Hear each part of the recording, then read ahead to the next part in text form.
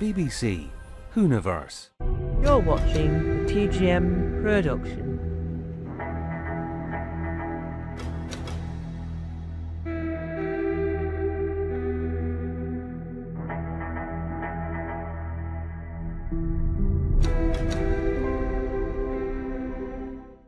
Hello, and welcome to The Rambling Future, a hybrid format where I, Tom Mason, ramble about the future of a given subject. This week, we're rambling about the future of the Tom Mason YouTube channel, plus a little bit about Doctor Who. Now, how this is going to work is, when I've decided I'm fed up of rambling, I will stop the recording, and then we'll ramble in visual. This is so that I can make sure that I get all my points across in the given time. So it means that once I've said everything I want to say in 20 minutes, 30 minutes, the audio recording can capture it, so there's no issues with overheating, and there's no issues with it suddenly turned off.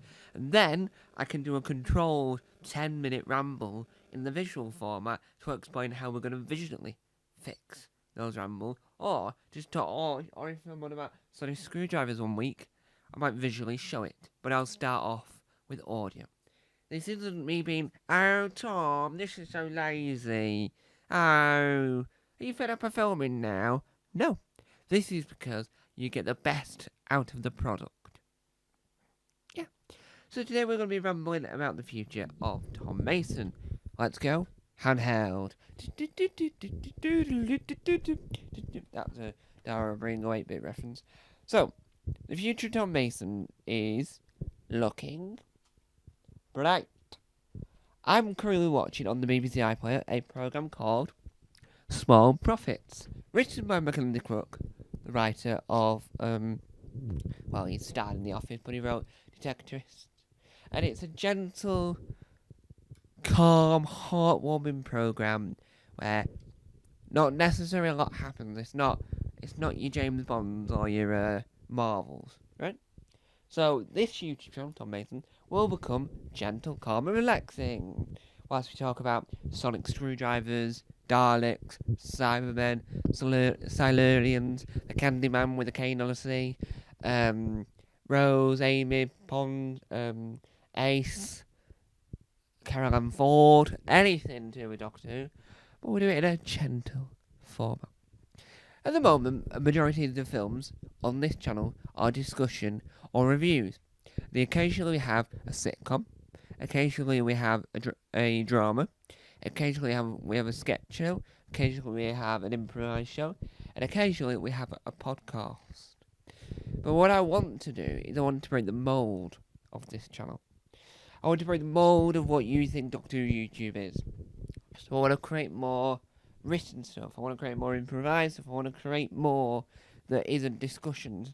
Not that I've got anything wrong with these type of films, but it's just because I want to have more of a wider outlook on the world of Doctor Who. Because if I discuss it, I feel like I'm trapped myself into a barricade where not a lot is happening.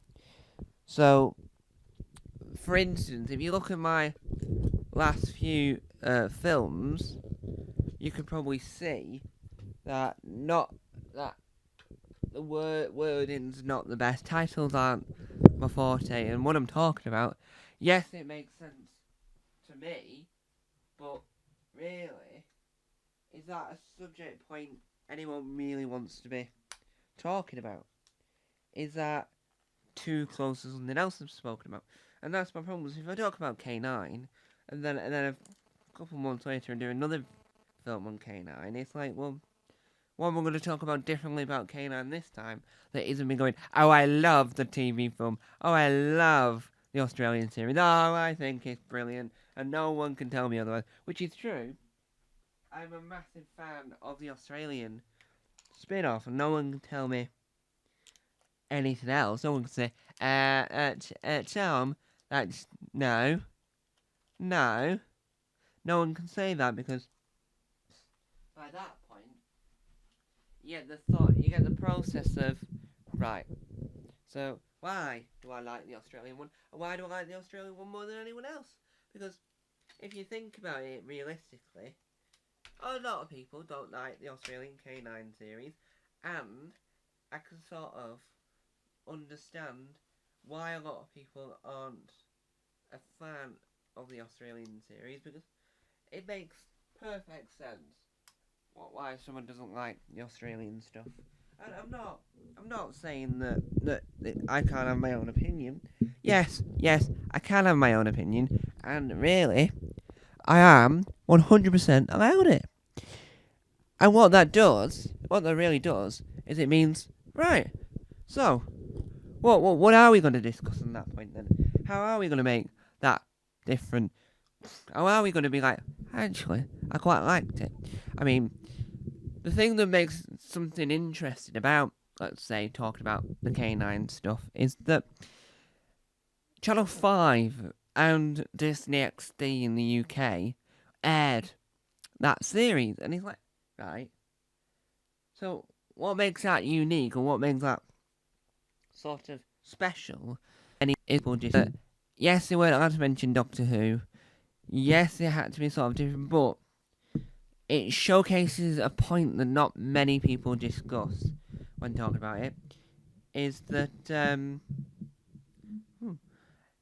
sorry, my audio record system came up with the words data wider or something. I didn't really see what it said, but hopefully nothing's gone wrong.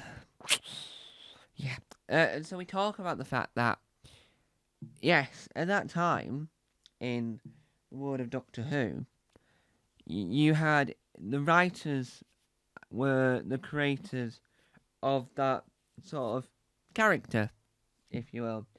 And that means that when you look back at their work, they own that. So the bloke that created K9 owns the right to K9, and obviously the voice actor for K9 really wants to just hang around and do any K9 project they can, like Timequake or any other K9 thing. And that's what you got to think to yourself.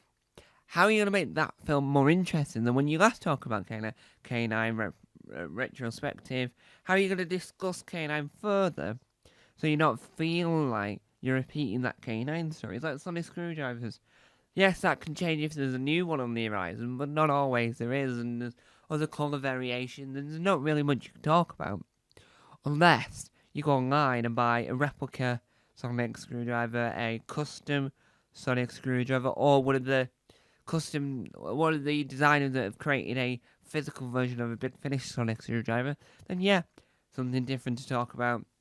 And that's fun, but there's not always something different to talk about. And I don't really want to repeat myself. So in the future of the Tom Mason YouTube channel, I'm aiming to do a lot more sort of scripted stuff, a lot more sort of dramas, and a lot more sort of active things, in a sense of it's going to be a less discussion going forwards.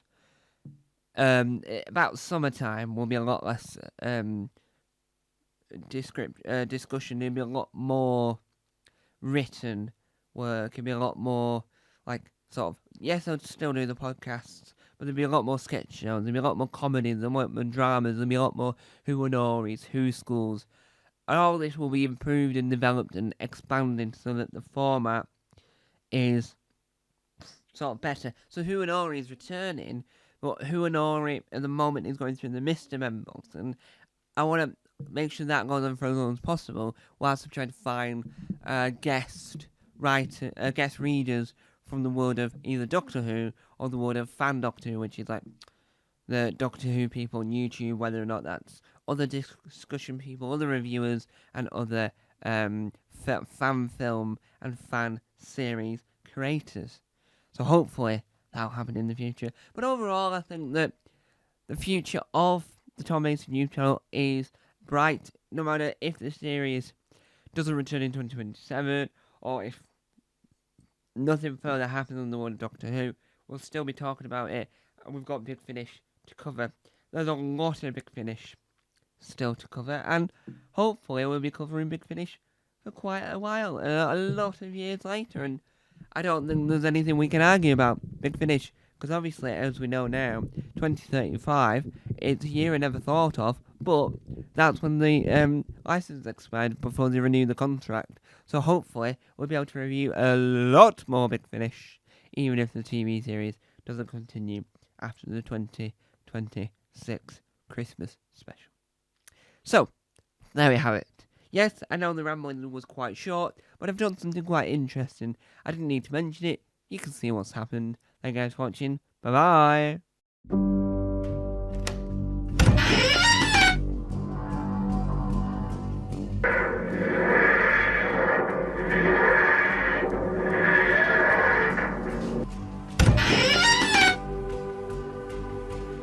Don't forget to subscribe to the official Tom Mason YouTube channel.